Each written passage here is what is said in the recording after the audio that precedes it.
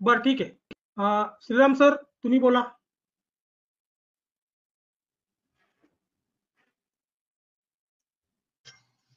Shriram sir आवाज येतोय? हो हो सर.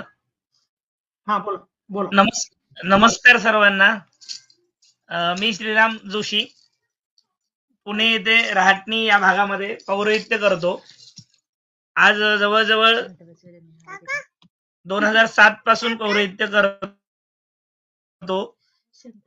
तर या पौरोहित्य करत असताना वेळोवेळी वेगवेगळे अनुभव येतात. तर त्याच्यामध्ये आता सर्वांवरतीच आलेलं जे आहे कोरोना महामारीचं सावट आहे, तर त्याच्या आधी पण वाटत होतं की शेअर मार्केटचं काहीतरी करावं. पण कोरोना महामारीमध्ये वेळ होता, त्यामुळे ऑनलाईन व्हिडिओ बघणं किंवा टीव्हीवरती शेअर मार्केटबद्दल माहिती मिळणं, जे काही त्यांचे एबीपी माझा किंवा न्यूज चॅनलला येतात त्या माहितीनुसार, तर त्यातनं नॉलेज घेण्याचा प्रयत्न करत होतो. पण माझी सवय अशी आहे की आपल्या जवळचा व्यक्ती जोपर्यंत भेटत नाही सांगण्यासाठी, तोपर्यंत न करणे ही माझी सवय असल्यामुळे मग मी शोधत होतो की आपल्यापैकी कोणी मिळतो का, की व्यक्ती की जो आपल्याला परिपूर्ण माहिती देईल. आणि या शोधत असतानाच एके ठिकाणी पूजेला गेलो तेव्हा आदरणीय श्रीपाद सरांची ओळख झाली. त्यांची चर्चा चालली होती काहीतरी शेअर मार्केट बद्दल. तर मीच त्यांना विचारलं की बाबा असं असं आहे, शेअर मार्केट बद्दल बोलताय, तर त्याची काही माहिती आहे का, अमुक आहे का.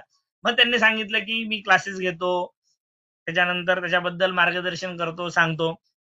मग सरांचा नंबर घेतला, सरांनी माझा नंबर घेतला. एक 8-10 दिवस सरांनी मला फॉलोअप घेतला. माझ्याकडनं जरा पूजेच्या कामामध्ये असल्यामुळं संपर्क करणं झालं नाही. तर त्यानंतर मग मी सरांना जाऊन भेटलो प्रत्यक्ष. सरांनी सर्व व्यवस्थित माहिती सांगितली, क्लासेस बद्दल सांगितली.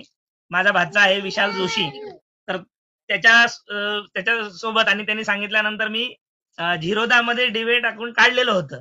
फक्त ते काढलेलंच होतं, त्याच्यामध्ये काही केलं नव्हतं की बाबा इन्व्हेस्टमेंट केली आहे किंवा इंट्राडे केलंय, काहीही केलेलं नव्हतं, कारण की नॉलेज शून्य होतं. आणि वय थोडंसं मॅच्युअर असल्यामुळं काहीतरी हवेत गोळीबार करणं हे केलेलं नाहीये, किंवा आम्ही डिमॅट अकाउंट काढलंय पण काहीतरी पैसे गुंतवले, लॉसमध्ये गेले, असं काही केलं नाही. त्यामुळे माहिती घेऊन प्रॉपर करावं. मग सरांशी ओळख झाली, विशाललाही सांगितलं. मग दोघं तिघांना सांगितल्यानंतर एक क्लासेस करण्याचं ठरलं. मी आणि माझी मिसेस दोघांनी क्लास केला. सरांनी ज्या प्रकारे 15 दिवसाचा कोर्स आहे, पण आम्ही सगळे पौरोहित्य करणारे असल्यामुळं बाहेरचं नॉलेज थोडंसं कमी असल्यामुळं, इंग्लिश म्हणा किंवा बाकीच्या गोष्टी म्हणा, सरांना थोडंसं हार्ड गेलं आम्हाला शिकवताना. सगळ्यांच्या वतीने मी त्यांची माफी मागतो की बाबा सगळ्यांच्या ह्याच्यामध्ये त्यांना शिकवताना थोडेसे 15 दिवसाचे त्यांना थोडेसे 19 दिवस लागले किंवा 18 दिवस लागले. तर थोडंसं समजण्यामध्ये आम्हाला थोडंसं हार्ड गेलं. पण सरांनी जोपर्यंत आम्हाला समजत नाही तोपर्यंत सरांनी माघार घेतली नाही. असं नाही की बाबा त्यांना समजत नाही, द्या सोडून, पुढचा विषय घ्या, असं सरांनी बिलकुल केलं नाही. जो काही विषय असेल, प्रत्येक विषय असतील, जे काही कॅन्डल पॅटर्न असतील किंवा ओव्हर स्ट्रॅटेजी असेल किंवा अमुक काही असेल, जोपर्यंत विद्यार्थ्यांच्या लक्षात येत नाही तोपर्यंत सरांनी परिपूर्ण सांगण्याचा प्रयत्न हा सोडलेला नाहीये. मग सर्वांना जेव्हा समजेल तेव्हा त्याच वेळेला सर पुढच्या टॉपिकला गेलेले आहेत. तर अशा प्रकारे हा कोर्स आता आज पूर्ण होतोय. याच्यामध्ये असं स्पष्ट झालेलं आहे किंवा इंट्राडे असेल किंवा इन्व्हेस्टमेंट असेल, ती कशी करावी, कोणत्या कोणत्या त्याला हे आहेत, रूल्स आहेत किंवा त्यानुसार करावं. शक्यतो इंट्राडे करताना जास्त हाव करू नये. म्हणजे जसे पैशाचं आपण इन्व्हेस्टमेंट, पैसे आपण जसे हे करतो, विभाजन करतो पैशाचं, त्याचप्रमाणे कुठे थांबलं पाहिजे हे सुद्धा सरांनी फार व्यवस्थित सांगितलं. नाहीतर आता 1000 रुपये प्रॉफिट झालाय, आता अजून 1000 रुपये मिळवूयात, असं नाही. सरांनी जो प्लॅन दिलेला आहे आपला याचा ट्रेडिंग प्लॅन, त्या प्लॅननुसार सरांनी टार्गेट सांगितलेलं आहे प्रत्येक दिवसाचं. ते टार्गेट पूर्ण झालं की सर सांगतात किंवा आपला लॅपटॉप बंद करणे. याच्या पुढे जरी आपल्याला परत 2000 मिळत असतील तरी आपण स्टॉप करणे, कारण आपलं टार्गेट हे पूर्ण झालेलं आहे.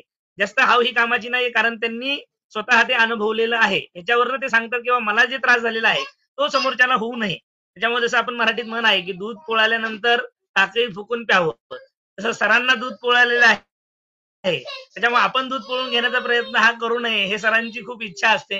त्यांच्या सांगण्यातनं ते वेळोवेळी जाणवतं. म्हणून सर सांगतात की बाबा जास्त हाव करू नये.